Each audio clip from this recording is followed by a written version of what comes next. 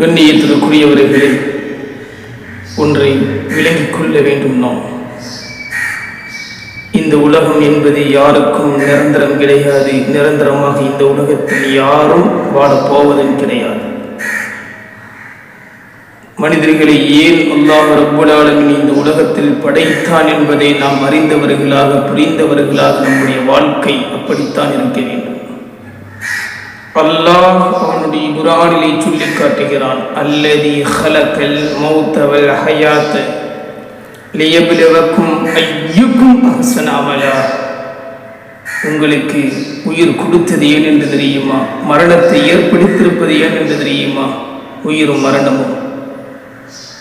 ஐயுக்கும் அஹ்ஸனு அமலா, நல்ல அமல்கள் செய்து நல்லவர்களாக ஆகிறீர்களா என்று உங்களை சோதிப்பதற்கு, அதற்குத்தான் உங்களுக்கு உயிரும் மரணமும், வேறு எதற்கும் இல்லை என்பதை அல்லாஹ் குர்ஆனிலே சொல்லி காட்டுகிறான். கண்ணியத்திற்குரியவர்களே, அல்லாஹ்வின் படைத்த நோக்கத்தை நீங்கள் செய்யுங்கள். அல்லாஹ் ஏன் மனிதனாக இந்த உலகத்தில் தன்னை படைத்தான் என்பதை நீங்கள் சிந்தித்து வாழுங்கள். சில மனிதர்கள் பதவிக்கு ஆசை கொள்கிறார்கள், சில மனிதர்கள் பணத்துக்கு ஆசை கொள்கிறார்கள், சில மனிதர்கள் இந்த உலகத்தில் பேர் புகழுக்கு ஆசை கொள்கிறார்கள். நஊது பில்லாஹ், அல்லாஹ் பாதுகாக்க வேண்டும்.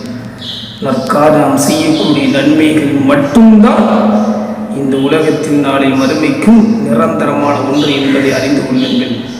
உண்மையான முஸ்லிம்களாக, அல்லாஹுக்கு பிடித்தமானவர்களாக, ஐங்கால தொழுகை நிறைவேற்றக்கூடியவர்களாக, அதிகமாக நன்மைகளை செய்யக்கூடியவர்களாக இந்த உலகத்தில் நீங்கள் வாழ்ந்தால் உங்களுடைய மறுமையுடைய வாழ்க்கையும் இந்த உலகத்துடைய வாழ்க்கையும் சிறந்ததாக அல்லாஹ் ரப்பல் ஆலமீன் உங்களுக்கு ஆக்கி வைப்பான்.